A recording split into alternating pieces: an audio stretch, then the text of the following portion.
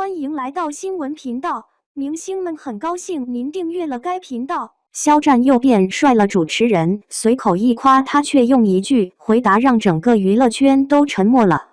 娱乐圈夸颜值这点事儿，我看的太多了，大多时候就是你一句好帅啊，对方回个哪有哪有，大家哈哈一笑，走个过场完事儿。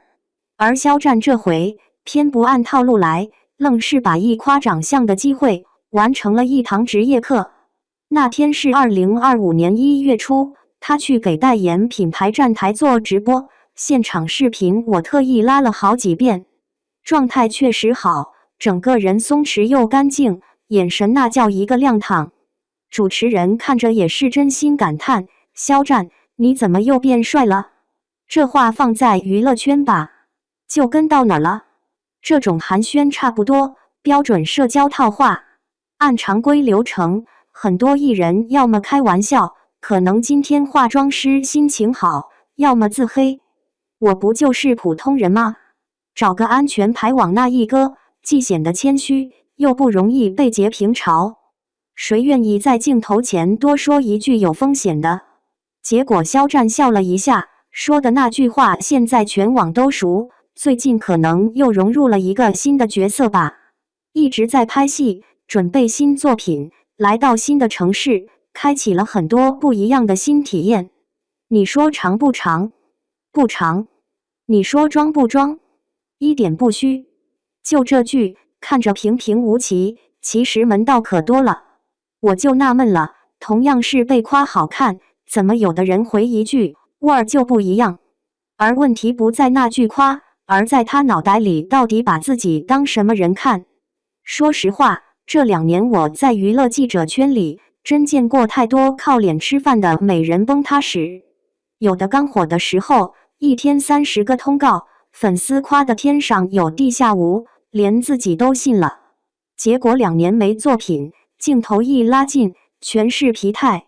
而肖战这句融入角色，就是在告诉你，他压根不打算把命系在颜值上。你看啊，主持人给他抛的是你又变帅了，这是一把特别好用的颜值红利刀。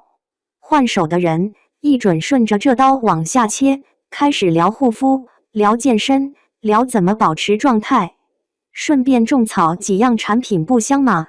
而他直接把刀折了，说我帅不帅不重要，我最近在拍新戏，在准备新东西，在体验新城市。这一下焦点没停在皮囊好看，直接滑到了作品可期待。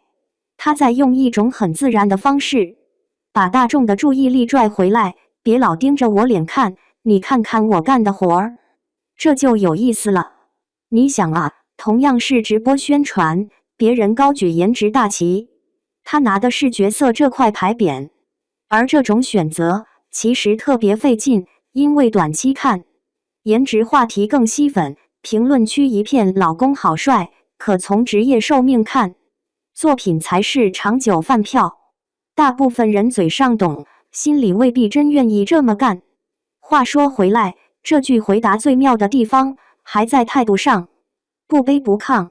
我以前在台里做主持人那会儿，最怕访谈现场2种人，一种是被夸就飘，哈哈那是，恨不得现场立个金人，把自己攻上去；另一种是狂贬低自己，没有啦，我很普通啦，装谦虚装到观众都替他累，两头都假。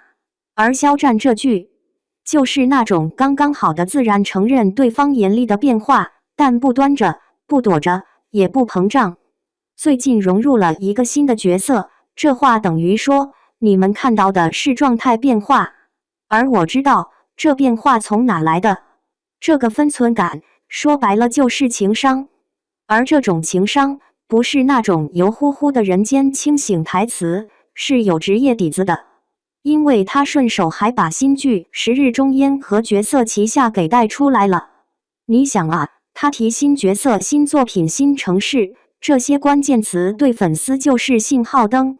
这人最近有戏拍，角色够新，对生活有新体验，荧幕上很快有新东西。这叫啥？叫润物无声的宣传。不是那种硬广，大家记得锁定我新剧而是聊天一样，把信息埋进去。观众要是愿意，就会顺着这条线去搜新角色是谁。再一看，是时日中烟，是旗下。这个节奏真挺像那种经验老道的媒体人会干的活儿。我见过某些艺人逮着机会宣传，恨不得把片方、出品、播出平台都背一遍，生怕别人不知道。而这种带点儿回忆录式的表达，反而让人觉得更靠谱，就是说得清，实际落点挺重。而更耐琢磨的是，他把帅气的归因指向角色和经历，这个选择特别少见。很多人被夸好看，条件反射是为了保持状态，我健身，我饮食控制，我早睡早起。这当然没错，是专业的一部分。但他直接说，我一直在拍戏，开拓新的体验，可能是新角色带来的状态变化。你看这逻辑，长相是天生的，镜头状态是职业的，气质则是经历的。他不靠我天生长得好看抬自己，也不靠我特自律显自恋，而是把一切都往角色身上引。这背后是把演员当正经事干的那种敬畏感。圈里有个老导演以前跟我说，真正的好演员，脸是被角色雕出来的。演多了，人脸上会有故事，会有分寸感，会有那种你说不上来的稳。肖战这次回答，其实就是把这个过程摊开了点，他承认角色塑造了他，而不是他玩票式的饰演一个又一个人设。而这几年看他轨迹，你也能感觉到，他一直把自己往演员那个坑里栽。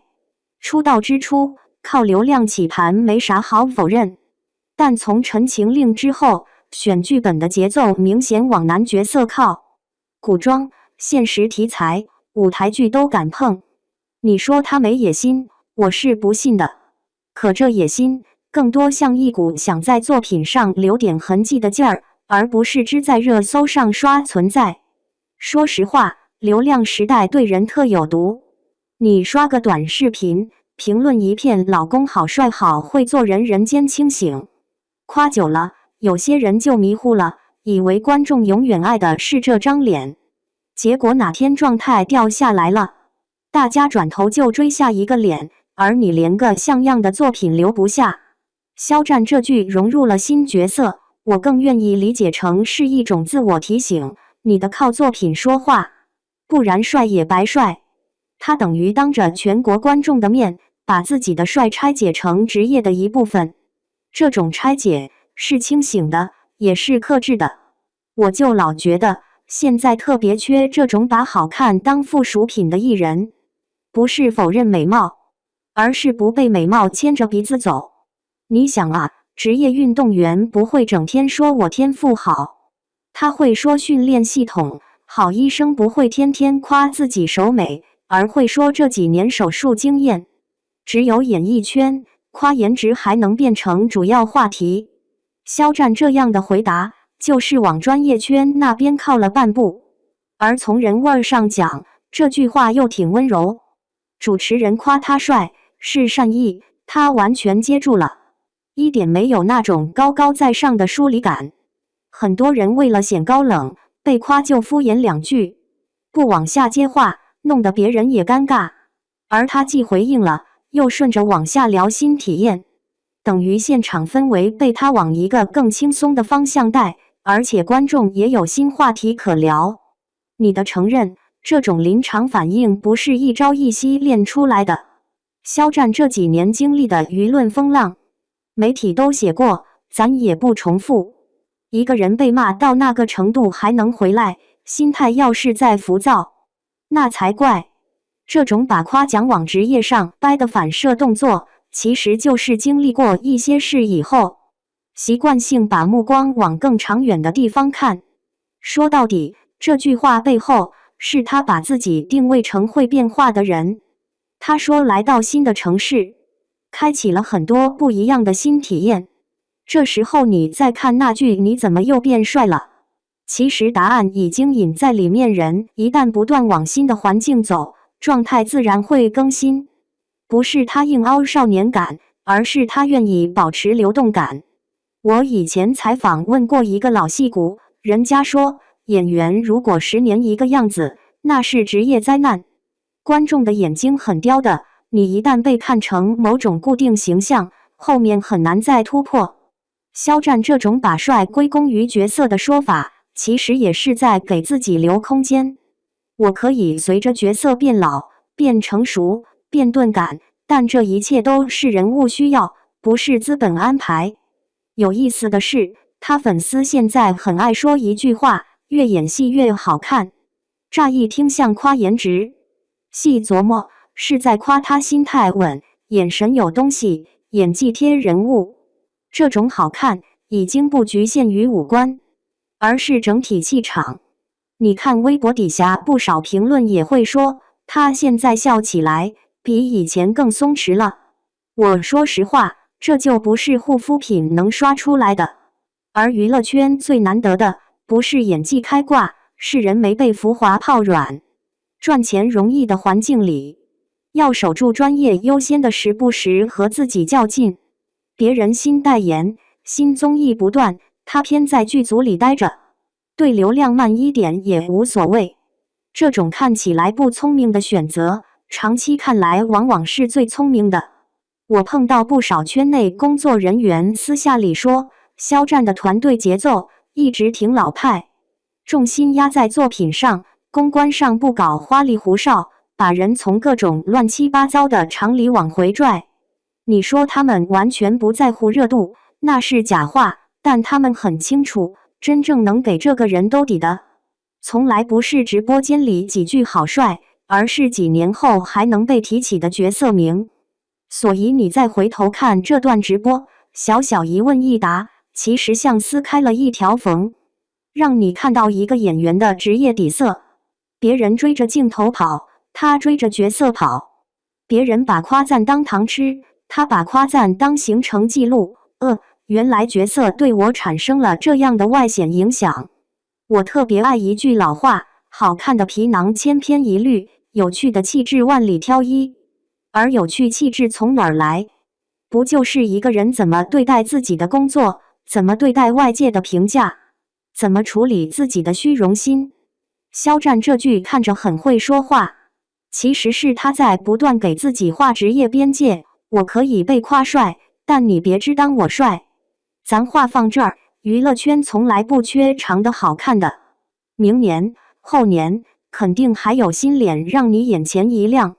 而那些真能被长期记住的，一定是脸以外还有点别的东西，或者叫骨子里那点倔，不愿意只当个被夸来夸去的漂亮皮囊。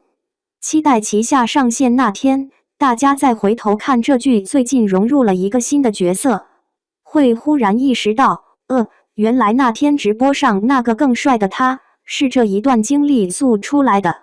到那时候，咱再一起盘盘，他这张脸到底有多少是天生的，有多少是职业砸出来的。反正对我来说，能把一句你又变帅了接成我最近更像个演员了，这人啊，挺值期待的，倍儿对味儿。